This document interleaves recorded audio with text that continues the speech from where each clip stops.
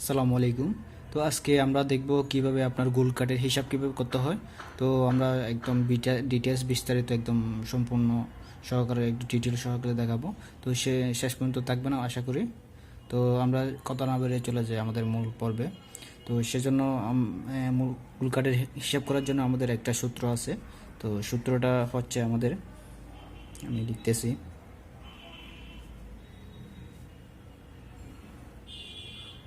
তো এটা হচ্ছে বের ইন্টু বের দৈর্ঘ্য ইন্টু দৈর্ঘ্য,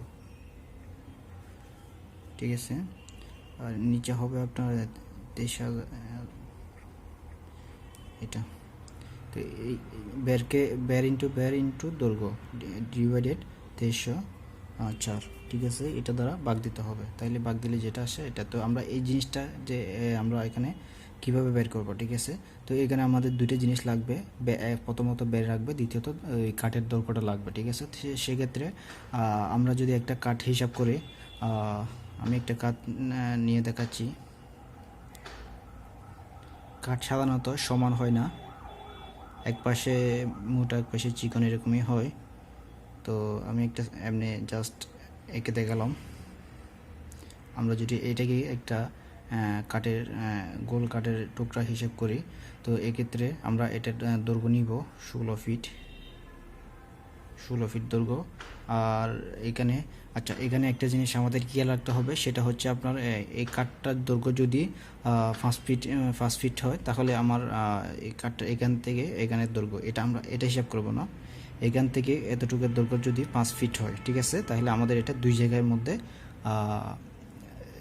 নিতে হবে, বেডটা মাপতে হবে। তো এখান থেকে আমি দেখাচ্ছি, এই জায়গায় একটা মাপ নিব, এখান থেকে একটা মাপ নিব, দুই মাথা থেকে দুই দিক থেকে দুইটা মাপ নিব, ঠিক আছে। তো যদি এটা দৈর্ঘ্য 5 ফিট হয়, আর যদি এটার দৈর্ঘ্য যদি 5 ফিটের বেশি হয়, অধিক হয়, তাহলে সেক্ষেত্রে আমাদের 3 জায়গায় মাপ নিতে হবে। 3 জায়গায় কীভাবে নিব, এই যে এখানে একবার নিব, এখানে একবার নেব, এখানে একবার নেব, এই যে মাঝখানে একবার নিতে হবে। যদি এটা 5 ফিটের বেশি হয়, তাহলে এটা যেহেতু 16 ফিট, সেক্ষেত্রে আমাদের এটা 3 জায়গায় মাপ নিতে হবে। এখানে একবার নিতে হবে, এক প্রান্তে নিতে হবে, মাঝখানে একবার নিতে হবে, অপর প্রান্তে আরেকবার নিতে হবে, তাহলে 3বার নিতে হবে আমাদের টোটাল। তো ঠিক আছে, তাহলে আমি এখন এটা বেরটা বের করব কীভাবে দেখেন। তো সেক্ষেত্রে আমাদের এখানে ফার্স্ট বেরে আমরা যদি পাই, এখানে যদি আমরা 30 ইঞ্চি পাই, সেকেন্ড বেরে যদি আমরা 26 ইঞ্চি পাই, এটা ইঞ্চি হবে। আর থার্ড বেরে আমরা যদি এখানে 20 ইঞ্চি পাইছি সাপোজ ধরলাম, ঠিক আছে। তো এক্ষেত্রে আমাদের করতে হবে এই তিনটা মিলে কত আসতেছে এটা আমাদের দেখতে হবে, এই তিনটা মিলে। তাহলে আমরা যদি যোগ করে দেখি, 30 যোগ 26 যোগ 20, ঠিক আছে। তো তিনটা যোগ করার পর এটা আমাদের 3 দ্বারা ভাগ দিতে হবে, যেহেতু আমরা 3 জায়গায় মাপটা নিচ্ছি, ঠিক আছে। তাহলে আমরা ভাগ দিলে পাচ্ছি আমরা 25.33 ইঞ্চি। তাহলে আমরা এই বেডটা, এটা হচ্ছে বেরের মাপ, বেরের। তো আমরা এটা দিয়ে এখন আমরা হিসাব করব। আমরা দৈর্ঘ্য পাইছি, এটা হচ্ছে দৈর্ঘ্য। আমরা বের পাইছি, বের হচ্ছে 25.33। তাহলে আমরা বেরও পাইছি, দৈর্ঘ্য পাইছি, তাহলে আমাদের মূল এখন আমরা ক্যালকুলেশনের পালা। তাইলে আমরা বের পাইছি কত, 25.33 ইন্টু 25.33, এটা দুইবার গুণ দিতে হবে, ইন্টু দৈর্ঘ্য পাইছি আমরা 16 ফিট। অবশ্যই এখানে একটা জিনিস খেয়াল রাখতে হবে, এখানে যে দৈর্ঘ্যটা আছে এটা আমাদের ফিটে নিতে হবে, আর বেডটা আমাদের ইঞ্চিতে নিতে হবে, এটা অবশ্যই মাথায় রাখবেন।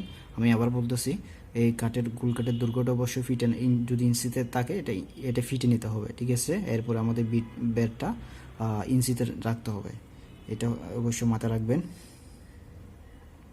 তাহলে দৈর্ঘ্য হচ্ছে আমাদের 16 ফিট, সরি। তো এখানে আমাদের হচ্ছে 2304 দ্বারা ভাগ দিতে হবে। ভাগ দিলে আমরা পাচ্ছি কত, একটু ক্যালকুলেশন করে দেখি আমি।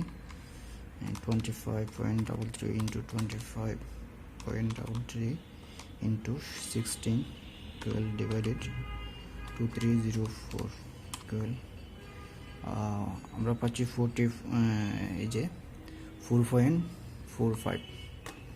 তাইলে আমাদের কত ফিট আছে, 4.45 CFT।